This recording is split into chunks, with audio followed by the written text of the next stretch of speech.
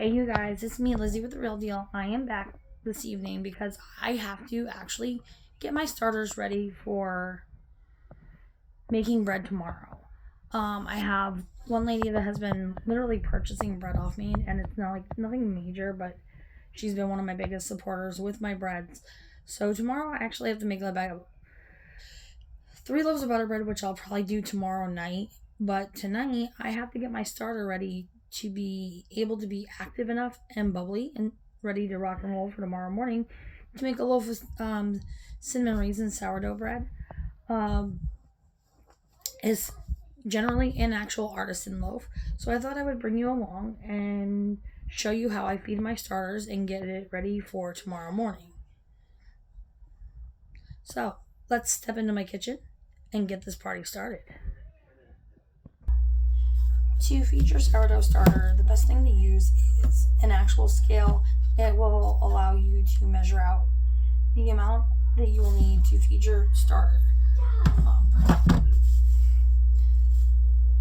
This is John. He was fed earlier this morning. He has risen.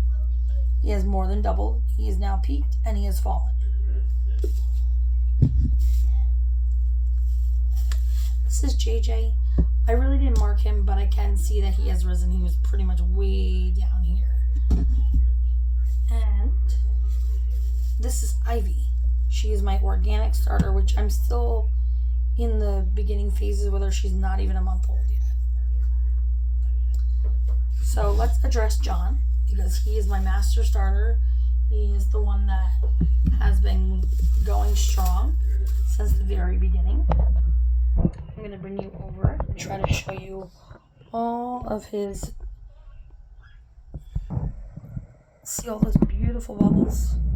That is what a healthy, active starter should look like. Okay, another really important tool when making bread would be a digital thermometer. I use it when I'm checking the temperature of my bread. Now, I know that I want my starter to be ready by at least 3 or 4 o'clock in the morning. So I just want to check the temperature of my water to make sure that I am not too hot. And I see that we are right there with it, which I'm using really, really warm water because I want this to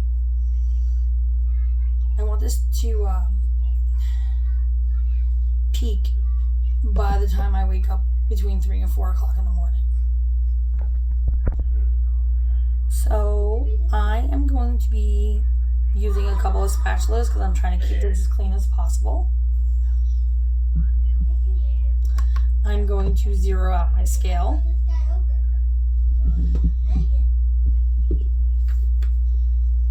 And I'm going to take a blob of John.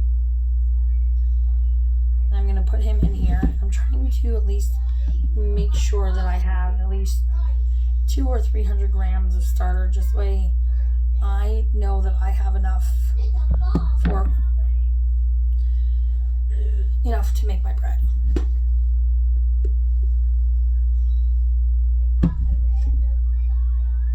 So I want to make sure that I'm giving him, because we are at around 8 o'clock and I'm getting up in about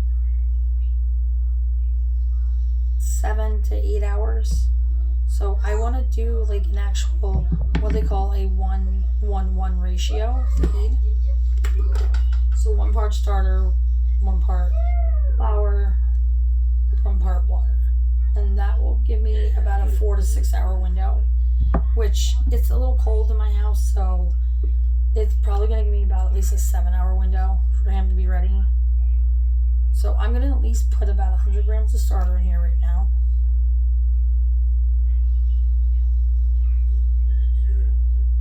Yeah, it's a little bit more than 100 grams of starter, but it doesn't have to be perfect. The rest of this I'm going to pretty much discard and throw out. Okay, so to my 100 grams of starter, I'm going to add 100 grams of water. I am using tap water because I don't really think in the 1700s they even had tap water. And And my water is okay for drinking.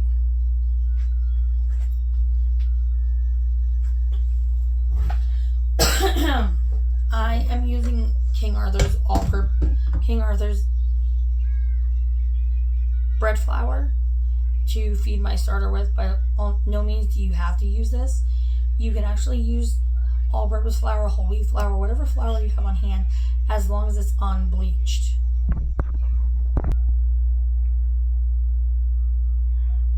But before we add our starter, before we add our bread, it's been a very long day, or flour. Wow, do I know what I'm saying? Not really tonight. We're just gonna give it a little mix, the flour, the water, or the starter and the water, just to kind of get everybody incorporated.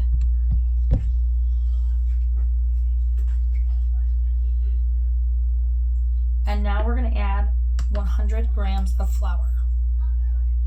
So I zeroed out my scale. That's about 60.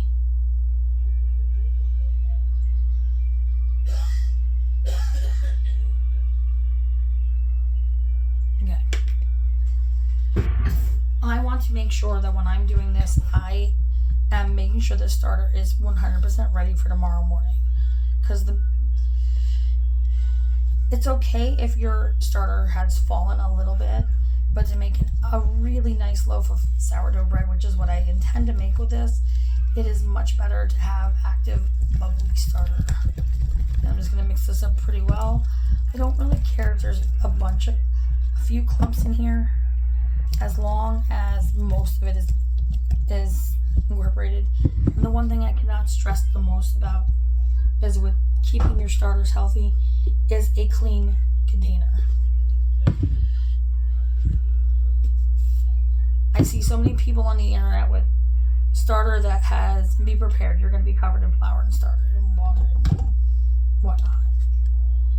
I can't tell you how many people on the internet write posts about how their starters get mold and, oh, you shouldn't use shower caps, you should use a solid lid. Well, you do what works for you. What has been working for me for the last 3 months with John Doe here is a shower cap and a very clean container. So we are going to continue using a clean container, a shower cap, and that's all she wrote. My starter has been fed. He's in his container. And I am going to mark the side of my jar. He's already bubbling it. So he's going to go through this pretty quickly. I'm going to take my expo marker and I'm going to mark it right about here. And I'm going to expect to see him double, if not triple, before morning.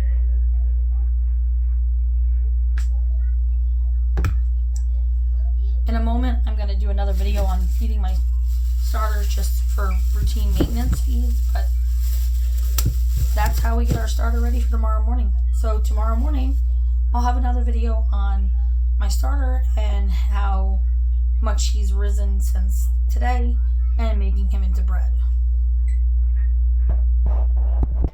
So I thank you guys for watching and coming along with while I fed John to get him ready to make bread for tomorrow morning. Remember to have fun with what you're doing and keep it real, because you know I do with each and every video. Bye, you guys.